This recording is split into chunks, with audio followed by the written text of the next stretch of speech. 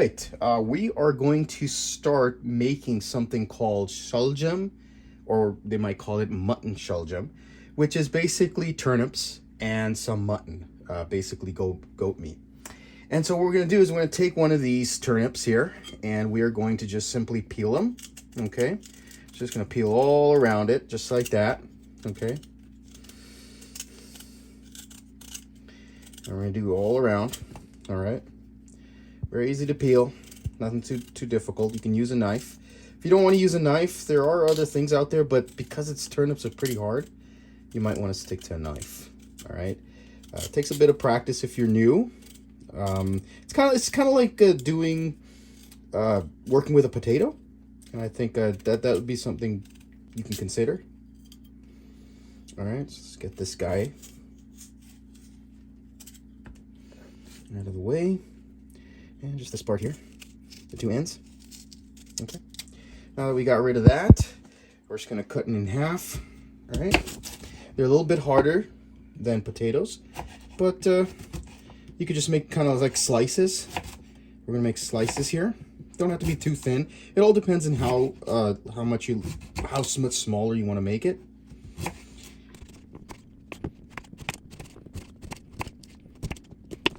And what we're gonna do is we want to make sure that there's some water here, so that it doesn't brown. And we're just gonna throw in these turnip pieces in there. Okay. All right, now that we're done with this, we're just gonna go into cutting some onions here, so you can basically peel it off.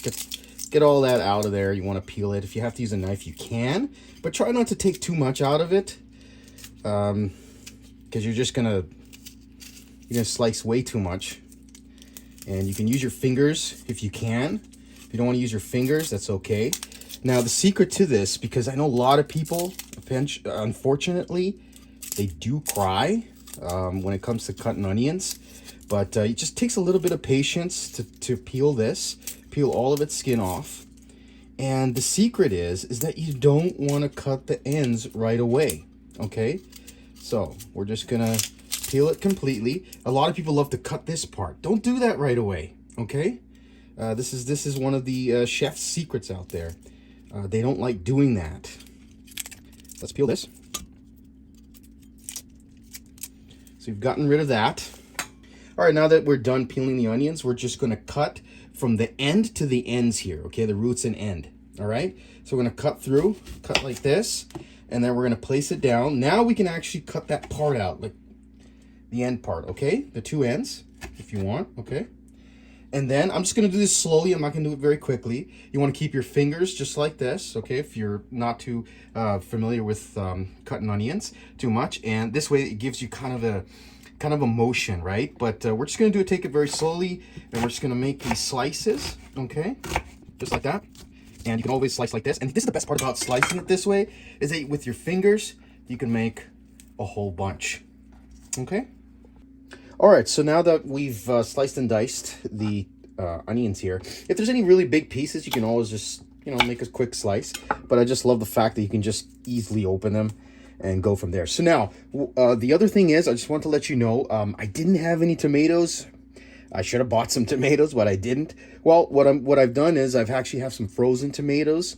What I do is once the harvest comes up, buy a whole bush, a whole box of tomatoes, and I put them in the freezer, so with that we can have tomatoes for some time. And so I've frozen them, and so what I basically did was I took it out of the freezer, I placed it in water, in some warm water, and let it soak a bit, and then you could peel it off. All right, so what I'm going to be using today is not just any pressure cooker out there. This one's a really good one. This is the Musa. It's a 6.7 liter or 7 quart. And I love this one because you can actually do it pretty quickly compared to most pressure cookers out there. I was actually going to use an Instant Pot, but I thought I wanted to show this off first. All right, so basically to do this, we're going to throw everything in there, everything we got. Okay, so we're going to put in some onions, all of our sliced onions. Okay, throw that in there. And then what we're going to do is we've got these chilies, okay? If you want to make it spicy, you can throw in one chili in here. And you've got some coriander. We're going to throw that in there as well, okay? And then we got the spices. All right, so to start off, we've got salt and 1 teaspoon of salt, and we're gonna put in 1 teaspoon of red chili pepper, and we're gonna put in 1 teaspoon of turmeric, 1.5. Okay, the next thing is cumin powder and coriander powder. They've actually been mixed up. It's actually homemade, which is pretty cool. And we've got these 2 chilies. We can just throw them in there, toss them in there. And then, of course, we have some ginger garlic paste, and we can just throw it all in there. Okay. All right, so we're gonna take those tomatoes. We can just make it a little bit smaller. We could throw it in there, but you know what? It's gonna take some time. Let's just slice it up a bit. You know, slice it however you want, small, big, however you want. Just make it easier for the pressure. You can just toss it in there. Okay. All right. Throw some of this. Let's do that. All right. You got that. You got that. Throw it in there.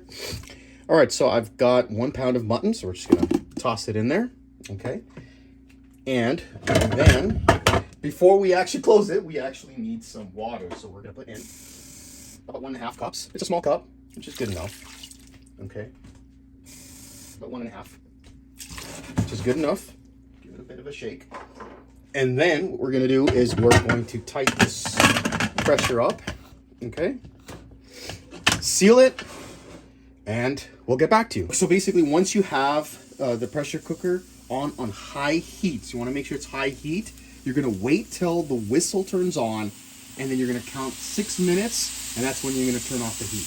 My supervisor, my boss, and the old lady wanted to make sure that the pressure was on properly. Now the thing is, it was just slightly loose right here, and you can notice the water was dripping. But she fixed it, made sure that it was nice and tight, and it was all good. This doesn't usually ever happen to me. All right, so now that we've turned the heat off, you're gonna wait till this thing right here goes down. It's the weight, okay? And you can actually just kind of, with this one specifically, I wouldn't recommend it on all the pressures out there, but this one specifically, you can use your fingers just to kind of release a little more, okay?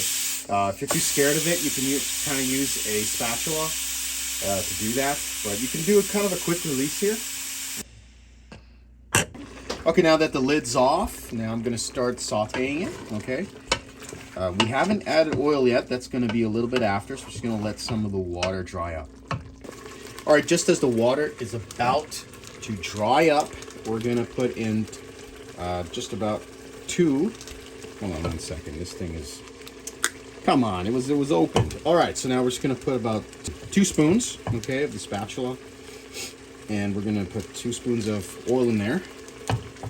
Seems like a lot, but it's worth it, trust me. It's olive oil, okay, and I love using olive oil. You could use vegetable oil, you could use canola, you can use all sorts of oils, but I really prefer using olive oil. And so now you're going to cook it up for a bit. All right, once you notice the oil starts to separate from the masala, you're now just gonna put the shaljim in there, okay, the turnips. You're gonna toss it in there, all right? And then what we're gonna do is we're gonna start mixing it up a bit. Oh, that guy just flipped right out. Okay, so we're just gonna mix it up in there, okay, real well. We don't want to break the turnips apart, but we're just gonna make it nice. You want to get it all there. All right. All right, so we're just gonna add the water. So it's actually 2 cups, and we're gonna put this away. All right, as it's heating up, and we're going to put on the pressure once more. All right, we want to make sure it's nice and tight. All right, so now that's done. That took about 5 minutes of pressure, and then we're going to put in 2 teaspoons of sugar. Just throw it in there right there. It's actually needed. Now, you could actually put the sugar, or you can actually use brown sugar, and you can put it in for the pressure, but I just put it at the end, which is fine. You can just mix it up a bit.